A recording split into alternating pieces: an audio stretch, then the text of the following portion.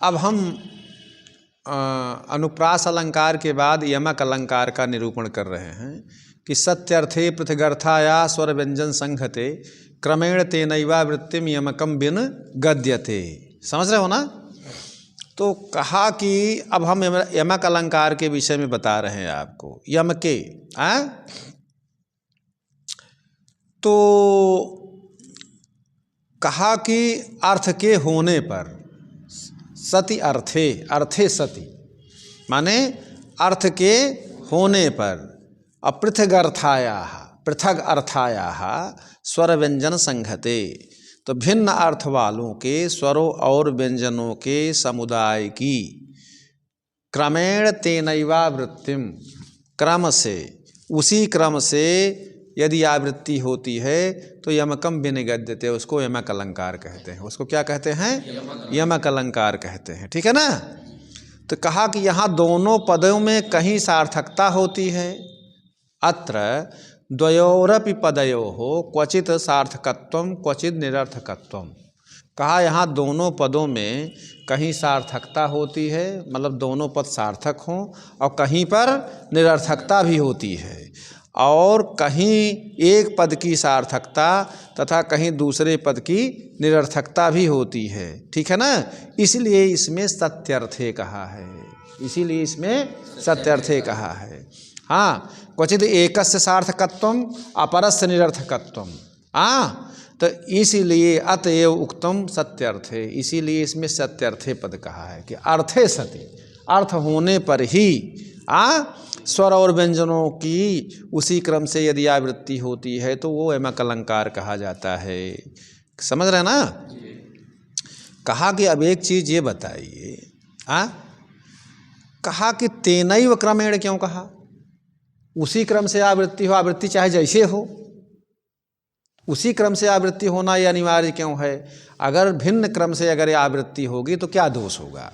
तो कहा भिन्न क्रम से आवृत्ति यदि होगी तो यमक अलंकार नहीं होगा। क्यों? कहा कि उसमें लिखा कि दमो मोदः इत्यादिर विविक्त विषयत्वम सूचितम। कहा दमो, दम का अगर उल्टा करा तो क्या होगा? मोदः। तो ये स्थल में यमक जो है के उदाहरण पृथक होते हैं, मतलब इसमें यमक अलंकार नहीं हो सकता, क्योंकि उस क्रम से आवृत्ति नहीं, उल्टे क्रम से आवृत्ति हो गई है। समझे ना? तो यमक अलंकार जो होता है उसी क्रम से यदि आवृत्ति होगी तभी यमक अलंकार होगा। अगर भिन्न क्रम से आवृत्ति होगी तो वो क्या नाम से, यमक अलंकार नहीं होगा। बात समझे? तो कहा एतच्च पाद पदार्थ श्लोक वृत्तित्वेन पाद्याद्या वृत्तेश्च अनेक विधतया प्रभूतम अभेदम। ठीक? कहा यमक अलंकार में पादावृत्ति होती है, जैसे एक पाद की आवृत्ति होती है उसे पादावृत्ति कहते हैं। पदावृत्ति, किसी एक पद की आवृत्ति हो गई तो पदावृत्ति होती है। अर्धावृत्ति, आधे की ही अगर आवृत्ति हो गई तो अर्धावृत्ति। श्लोकावृत्ति, कहीं कहीं श्लोक की आवृत्ति हो जाती है, उसको श्लोकावृत्ति कहते हैं। कहा पदादि की आवृत्ति होने से अनेक प्रकारों से यमक के अनेक भेद, प्रचुर भेद वाला होता है यमक। यमक के अनंतानंत भेद हो सकते हैं। ठीक है? तो दिंग मात्रम उदाहरियते, मतलब थोड़ा सा हम उदाहरण दे करके उसको आपको बता रहे हैं। जैसे देखिए, कहा कि नव पलास पलास बनम पुरः स्फुट पराग परागत पंकजम मृदुलतांत लतांत मलोकेत ससुरभिम सुरभिम सुमनोभरई। ये शिशुपाल वधु महाकाव्य में षष्ठ सर्ग के बसंत वर्णन परकम पद्यमिदम, बसंत के वर्णन का यह इस पद्य में वर्णन किया गया, बसंत ऋतु के वर्णन किया गया है, उससे संबंधित ये पद्य है। कहा कि नव पलास पलास बनम पुरः, भगवान श्री कृष्ण पुरः माने अग्रे। कहा कि नवानि नूतनानि पलासानि किंसुक बनानि जस्मिस्तत्तादृशं पलास बनम, अर्थात पलास बन का मतलब ढाक का पत्ता। जब बसंत ऋतु आता है तो ढाक के पत्ते कितने अच्छे खिल जाते हैं, आप देखें ना, सुंदर होता है, लाल लाल, लेकिन उसमें सुगंध नहीं होती है। तो भगवान श्री कृष्ण आगे नए पत्तों वाले पलाश वृक्ष के वन जिसमें कहा कि उत्पन्न होते हैं, जिसमें नव पलाश नए नए नूतन जो पलाश के पुष्प हैं वो उत्पन्न होते हैं। अब पुष्प चूर्णों से व्याप्त विकसित कमलों से युक्त कमल और धूप के क्लांत के लताओं से प्रांत भाग से संयुक्त और पुष्पों के समूह से सुगंधपूर्ण बसंत ऋतु को उन्होंने देखा। मलोकयत, मृदुलतांत लतांत मलोकयत, ठीक है, अलोकित मतलब देखा। तो ऐसा वह बसंत ऋतु का वर्णन है उसमें। तो इस श्लोक में अत्र पदावृत्ति ही, यहाँ इस पद में पदावृत्ति है। पदावृत्ति मैंने पलाश पद है, नव पलाश पलाश पलाश पलाश की आवृत्ति हुई ना, ये पदों की आवृत्ति। तो पलाश पलाशित सुरभिम सुरभिम, ये भी पदों की आवृत्ति। इत्यत्र च द्वयो सार्थकत्वम, इनमें पलाश पलाश सुरभिम सुरभिम यहाँ दोनों पद जो है सार्थक हैं। लतांत लतांत इत्यत्र प्रथमस्य निरर्थकत्वम, लतांत लतांत में पहला जो लतांत है वह निरर्थक है और दूसरा लतांत सार्थक है। और पराग पराग इत्यत्र द्वितीयस्य एवं अन्यद्यप उदाहरणम, पराग पराग का दो बार भी क्या नाम से यहाँ उच्चारण हुआ, लेकिन दूसरा पराग यहाँ निरर्थक है, पहला पराग सार्थक है। इस प्रकार और भी उदाहरणों को जान लेना चाहिए। एवं अन्यद्यप उदाहर्यम, और उदाहरणों को जान लेना चाहिए। अकलमंदे इशारा काफ़ी, जब आपको बता दिया गया कि इसी तरह यमक का लक्षण, इस तरह के जब उदाहरण आवें तो इसको और भी अपनी बुद्धि से अपने विवेक से आपको जान लेना चाहिए।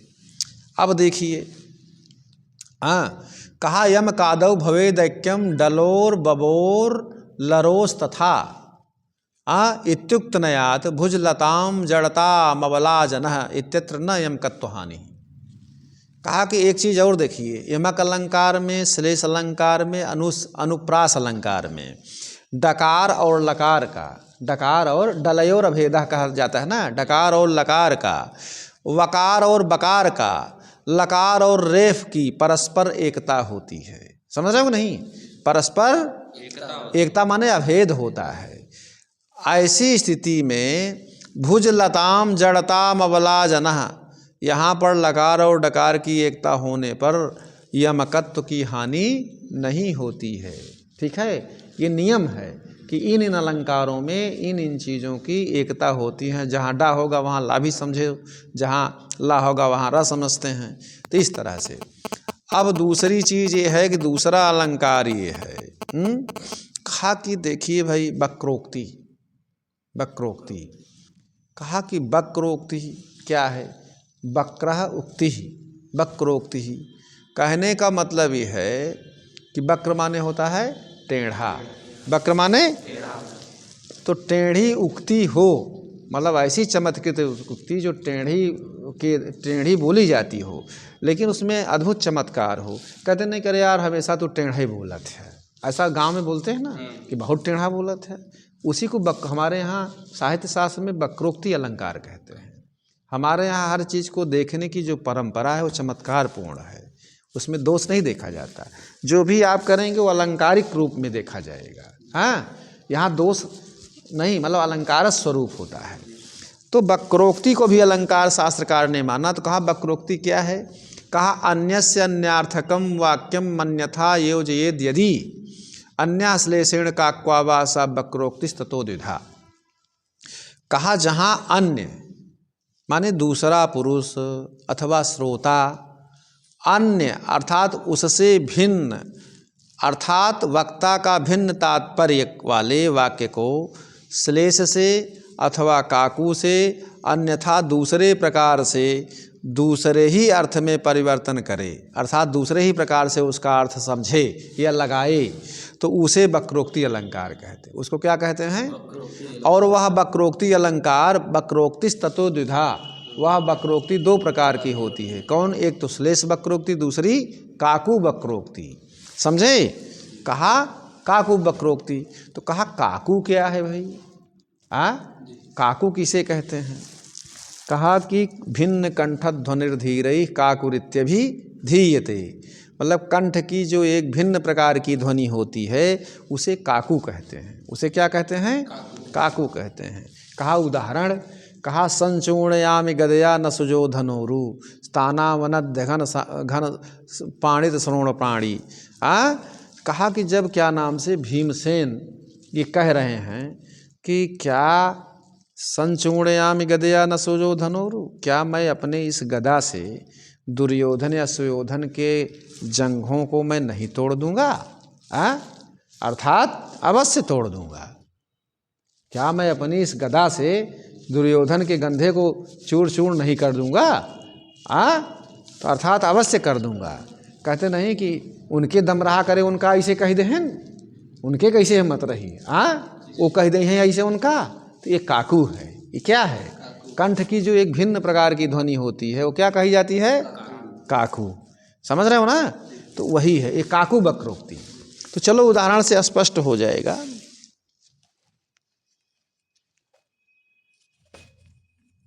कहा के जूयम स्थल एव संप्रति व्ययम प्रश्नो विशेषाश्रय किंग ब्रूते विहिगा सबा फणिपतिर यत्रास्ति सुप्तो हरि वामा यूयमहो विडम्ब रसिका के दृक् स्मरो वर्तते जेनास्मासु विवेक शून्य मनसा पुंस्वेव जोषित भ्रमः। तो यूयम के यूयम, तो यूयम के पूछ रहे हैं कि तुम कौन हो। कोई पूछ रहा है कि तुम कौन हो।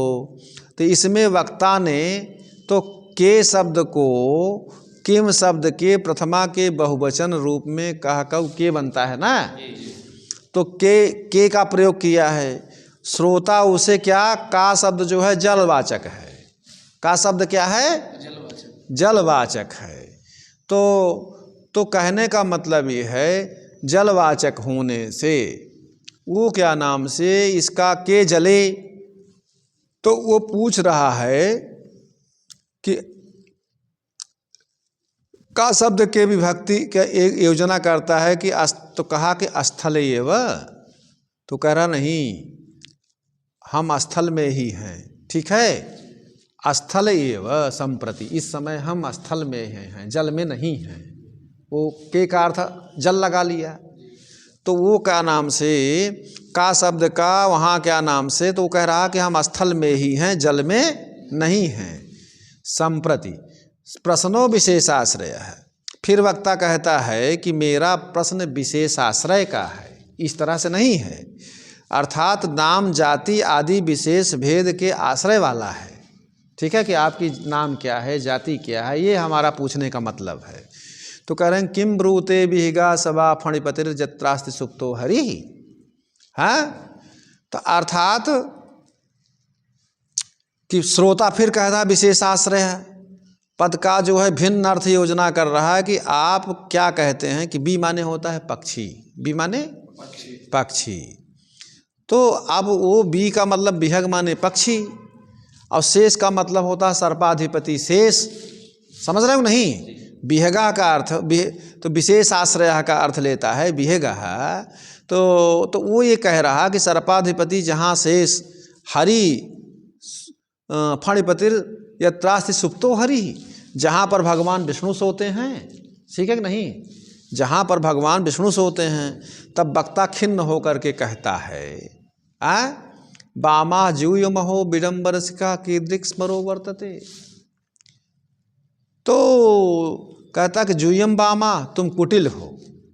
जूयम बामा माने कुटिल हो।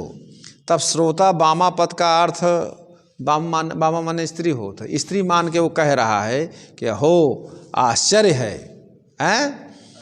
कहा कि विडम्ब रसिका कीदृक् स्मरो वर्तते। विडम्ब रसिका, विडम्ब माने अनुकरण, विडम्ब माने कहा नकल।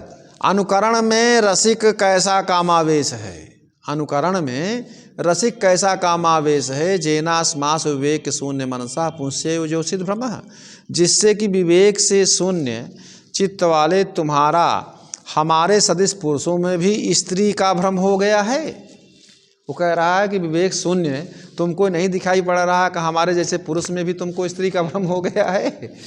तो ये वो कह रहा। तो ये देखिए यहाँ क्या नाम से वक्रोक्ति है। तो यहाँ विशेष पद का विपक्षी अर्थ है, अर्थात गरुड़, और शेष माने अनंत नाम दो रूपों से योग से सभंग श्लेष है। जहाँ दो रूपों का भंग हो जाए उसको सभंग श्लेष कहते हैं भाई। अत्र विशेषापदस्य विपक्षी शेषो नाम इति अर्थ द्वयोगा सभंग श्लेष। यहाँ सभंग श्लेष है। अन्यत्र अभंग, अन्य जगहों पर अभंग श्लेष है। समझ रहे हो ना। अब दूसरा है, कहा कि काले कोकिल वाचाले सहकार मनोहरे कृतागसः परित्यागात तस्याश्चेतो न दृश्यते। कोयल के शब्द, वाचाल माने जब वो कोयल बोलने लगती है बसंत ऋतु में, कोयल के शब्दायमान होने पर, और कलमी आम से मनोहर के समय, जब कलमी आम बसंत ऋतु में आ जाते हैं, ऐसे उनके आने के समय में अपराध करने वाले, कृतागसः, अपराध करने वाले, पति के परित्याग से उसका चित्त परितृप्त नहीं होता है। पति के द्वारा परित्याग करने पर भी उसका चित्त जो है परितृप्त नहीं होता है। तो अत्र कस्याश्चित सख्या निषेधार्थे नियुक्तो नय अन्यया काक्वा दूयते एवेति विध्यर्थे घटितः। किसी सखी के से निषेध अर्थ में नियुक्त किए गए जो नय है, अर्थात परित्यक्त नहीं करता है, किसी सखी ने रूपांतर माने काकू से पीड़ित होता है, इस प्रकार से विधि अर्थ में परिणत कर देता, अर्थात परित्यक्त नहीं होता, अर्थात परित्यक्त होता है। हाँ, तो काकू वक्रोक्ति का उदाहरण है ये। अर्थात पति के द्वारा परित्याग होने पर उसका चित्त परित्यक्त नहीं होता, ये कह रहा, अर्थात अवश्य परित्यक्त होता है। हाँ, बसंत के समय में अगर पति के द्वारा परित्याग कर दिया जाएगा तो बसंत में परित्यक्त नहीं होगा तो कब होगा, अर्थात अवश्य होगा। समझ रहे हो ना जी। तो चलो, कहा शब्दैरेक विधैरेव भाषासु विविधास्वपि वाक्यम जत्र भवे सोयम भाषा समितिष्यते। जहाँ एक ही प्रकार के शब्द से अनेक भाषाओं का वाक्य होता है, उसे उस अर्थ को भाषा सम अलंकार कहते हैं। उसे अर्थ को कहा मंजुल मणि मंजीरे कल गंभीरे बिहार सरसी तीरे बिरसासी केलिकीरे किमाली धीरे च गंधसार समीरे। यहाँ आली माने होता है सखी, आली माने सखी। कहा कि हे सखी, मंजुल मणि मंजीरे, कहा अव्यक्त, अव्यक्त जो मंजू माने मधुर, अव्यक्त मधुर शब्द के से गंभीर और मनोरम मणि खचित पागांदगो अर्थात छागलों वाले, कीड़ा सरोवर के तट से, कीड़ा सुख और मंद संचार वाली सुगंधित हवा के बहने पर भी तुम क्यों अनुराग रहित हो रही हो। तुम्हें अनुराग युक्त होना चाहिए, तुम अनुराग रहित क्यों हो रही हो। तो यह पद्य जो है, यह ऐसे श्लोक है, यह जो श्लोक है संस्कृत प्राकृत सौरसेनी प्राच्यावंती नागरी अपभ्रंशी इन भाषाओं में एक ही प्रकार का है, ठीक है, एक विधेयव, ठीक है। लेकिन सरसम कैड़ कब्बम, यहाँ तो इत्यादौ तु सरसम इत्यत्र संस्कृत प्राकृतयोः साम्येऽपि वाक्यगतत्वाभावे वैचित्र्याभावान् नायम अलंकारः। यहाँ सरसम इस पद का संस्कृत और प्राकृत भाषा में समता, सरसम माने समता होने पर, वाक्यगत समता ना होने पर भी विचित्रता के ना होने से यह भाषा सम अलंकार नहीं है, यह भाषा सम अलंकार नहीं है। बस करो अब, चूँकि